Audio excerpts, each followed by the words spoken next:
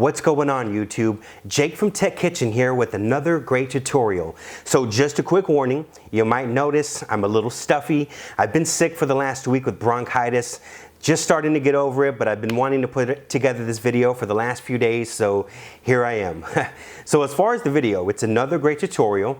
As you know, the How to Build a Home Studio on Any Budget HD was my first tutorial on how to put together a home studio. So I gave a lot of great knowledge, but what I really didn't focus on was the any budget part of it. So that's what I'm here to do today. We're gonna take $1,000 and using that $1,000, go ahead and put together a budget studio that'll get the job done effectively. So bear with me here. We're gonna be a little stuffy, but we're gonna get through this together and I guarantee it'll be informative. So let's go ahead and see what's cooking today in the Tech Kitchen.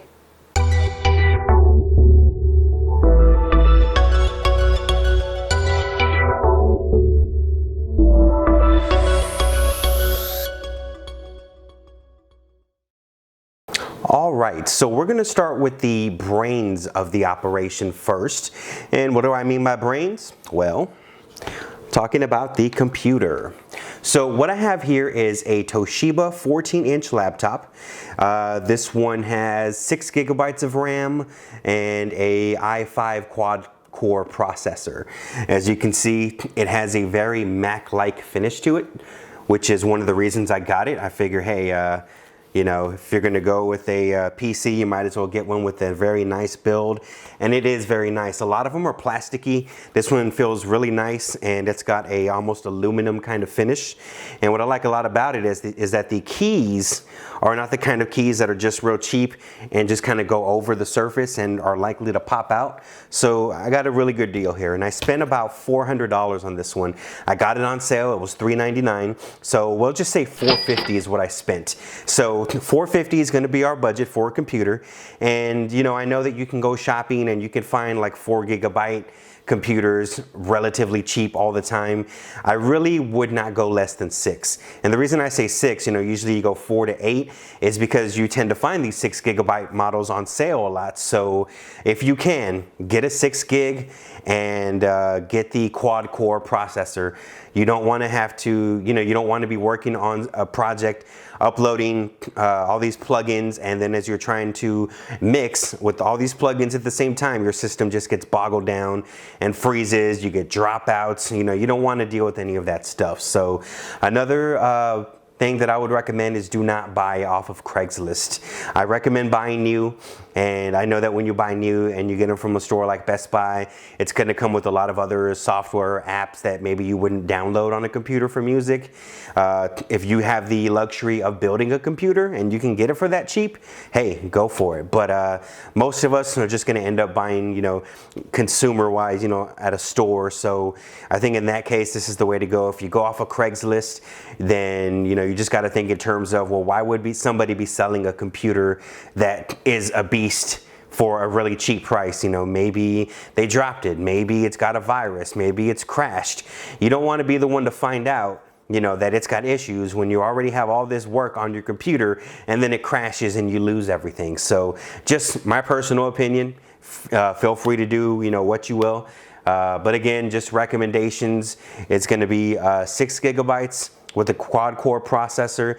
I've been able to run Sonar, which is what I use, Adobe Lightroom, Photoshop, and Premiere. All of those, no issues, no problems. So again, that is my recommendation. Let's go ahead and move on to number 2.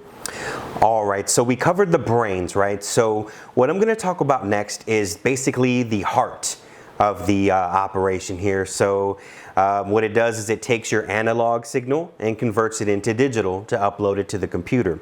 I am talking about the recording interface. There's a lot of recording interfaces out there. Focusrite has a lot of options, the 2i2, the Solo, the 2i4, I believe it goes 2i8, 2i16. I mean, who knows how many 2i's there are, but there's a lot of them, okay? We also have brands like Audience. They have the ID4, the ID14. And let me just tell you right now, I actually had the ID14 and it was great. I mean, it was really close to these Steinberg UR824 that I had in my other video, How to Build a Home Studio, where I had much more expensive gear. It was real clean, real close, a lot of headroom. I mean, it was just crisp. And the great thing about the Audient line is that they actually have the preamps that are in their big, mixing boards. It's the exact same preamps that are used in their smaller interfaces. I highly recommend that if you can stretch your budget out just an extra $100, or so, that you get the ID4.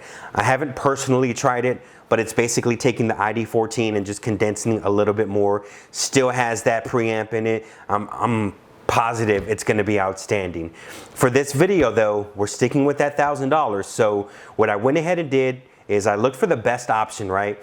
So another thing you want to consider is the microphone. You have dynamic microphones. A real big one, especially in hip hop, is the Shure SM58. That's just a staple. I mean, you can read all about it, just Google it. There's tons of information out there. A lot of people use the SM7B as well, which is great for podcasting, great for people who might scream or be really loud as well. But the majority of studios are going to use condenser microphones. And yes, there are also ribbon microphones, but I'm not going to cover those just because I don't have any experience with them, so I don't want to talk about or go into the realm of things that I haven't personally dealt with. So speaking of condenser microphones, there are a lot of options out there. There's the Rode NT1A, the Bluebird, and I've used both of these microphones. The NT1A I think is a great starter mic. A lot of people complain that it's too sibilant, and it can be. I mean, it is. But I mean, if you're on a budget, like I said, we're talking budget here, so I think it's a good mic. The Bluebird I thought was really great. The thing about microphones is that you can have a really great microphone and it just sounds like gravy, butter. It makes your vocals just shine and sparkle. But you put it on the next person and it just sounds horrible. So it's really all about your voice. If you can, go to a local store. If you have a Guitar Center, a Sam Ash, whatever you might have, maybe a local studio, if they have a budget or if they have a locker of microphones and you're able to try multiple ones out, that's going to be the best way to determine what's right for you. Going on to one more subject would be headphones. So headphones, there's a lot of options out there. There's the Sennheiser HD 280 Pro. Those are about $100. There's the AKG K240. Those are about $70, and those are open back headphones, meaning that more noise spills out of them. So while they may not be the greatest for tracking or recording, they're great for mixing. I have a friend of mine that has a pretty high-end studio. Guy really knows his stuff, and he's just in love with the K240s for mixing purposes. There's also the Sony MDR 7506s, which are a really popular headphone, and they go for about $100. So just some options out there for you. The reason I'm kind of just covering all these things at once is because I actually went with a bundle that contains all of them. So let me go ahead and show that to you now. It is the Scarlett, this is from Focusrite, the Scarlett Solo Studio, and it is a complete bundle, recording bundle. It has the Scarlett Studio microphone, which is the CM25, the headphones, which are the HP60s, and it's got the Solo interface. So it also comes with base station software, which is basically just a VST, and a gigabyte of royalty-free samples from the world's leading sample productions organization. Yes, I am reading that off the box, and yes, they did misspell organization. Anyway, I actually got this bundle off of eBay, right? And I got it with the Pro Tools First recording software. So if you get this bundle, just keep your eyes open. I think it's normally $199. I got it for $170. So I got a good deal on it, didn't pay any taxes, no shipping. So that's something you want to do when you're working with the budget, is try to really look out there, especially on eBay. If it's a reputable seller, you can't go wrong. So keep that in mind. You'll have your microphone, your interface, your headphones, and your recording software all bundled together for $170. That is a win. That is a steal. So keep that in mind. Let's go ahead and move on to the next step here and let you know what I went with, okay? All right, so the last thing we're gonna talk about here, among one of the last things, is the studio monitors that I went with. So you got a lot of options here, and just a side note, something I just wanna touch on really quick. When it comes to studio monitors, the most important thing is your space. It doesn't matter if you have a $200 set or a $2,000 set. If you bring them home, You know, you got your bed, your dresser, a TV, and then maybe you have your desk in the corner of your bedroom where you have your computer and your interface, and you just throw your $2,000 set in that corner. It's not gonna make much of a difference at all. I mean, that $2,000 premium that you're paying for is not going to translate into your mixes. You really want to have a dedicated room for your studio, and you want to have it treated properly. I see a lot of people locally who just use Oralex foam and just kind of stick it on the walls. And yes, it does help with like, you know, like reverb and echoes and flutter, things like that, but it's not going to do anything for your bass. So, you know, if you're spending that kind of money on monitors, you're going to want accurate bass production, and for that I recommend true bass traps. Personally, I use GIK acoustics. I have about $1,000 worth of treatment that I had in my main studio. I have $1,000 worth in my home theater, and a few $100s in my son's room as well. So it's a brand and product I like, I believe in. Obviously, I spent that much money, so just something to consider. I'd recommend looking them up. Of course, that's going outside our budget here. So let me go ahead and show you the set that I got here. I have the JBL LSR 305s. Now, the 305s I found are a really great middle of the road monitor. And what I mean by middle of the road is like, okay, I also have a set of Yamaha HS5s, which are my secondary set in the main studio.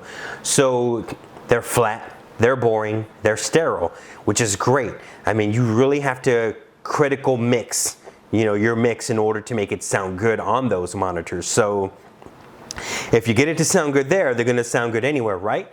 Well, the problem is that if they're your only set and you just want to kick back and chill and listen to, you know, whatever music you listen to from iTunes or YouTube, it's going to sound flat and boring and sterile, and you're not going to really enjoy it, and it's going to fatigue your ears. And, you know, I think they're a great second pair, but I wouldn't recommend them as your only pair.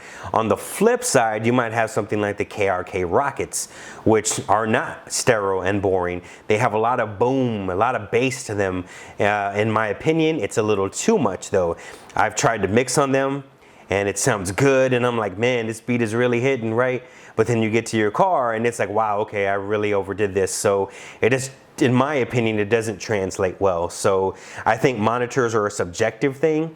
I think that it comes down to, just like headphones, really learning your monitors, you know, listening to the kind of music you listen to on a regular basis on them as much as you can, so that you know how they sound, and that will go a long way. So at that point, then it becomes more about how well you know them, as you know, as far as how good your mixes translate. So the JBL LSR 305s, what I meant by middle of the road is that they're perfect for me in that they have a little bit of flatness to them, but they have energy to them as well. So I think if you're just looking for one set, they're $300, they're perfect, they're budget friendly, and they sound great with the waveguide, you know, the tweeter that they have on them, that design. I mean, the sweet spot is really big. It's kind of hard not to, you know, to miss it. So I think they're a great product, and I highly would recommend them. And I don't know how long this is going to last, but they also came with this extra little set here. It comes with a volume knob, and let me get that. Had a little bit of a glare there. Comes with a volume knob which has a mute switch, and it comes with some foam isolation pads as well as XLR cables, so it kind of covers you so you don't have to spend any extra money there. So I think that's it. Take two. As I was saying, I think that's a great value to get those added on top of that for that $300 price. So, you know, at this point we have $450 for our computer. We have $170 for the Scarlett Solo Studio set, and now we have $300 for the monitors. So that brings us at $920. One other thing here, and as you can tell, my bronchitis is starting to act up, is the ProLine Mini Boom Stand. You know, I have my setup just on a desk in the bedroom, and I know what I was talking about a while ago with having a dedicated space, but this is budget, right? This is budget. Most of us on a budget don't have a dedicated room for that. So I have a desktop boom stand. Now, I had bought another one. It was really cheap on eBay, and it just failed. As soon as I mounted the mic and the pop stopper, it just toppled over.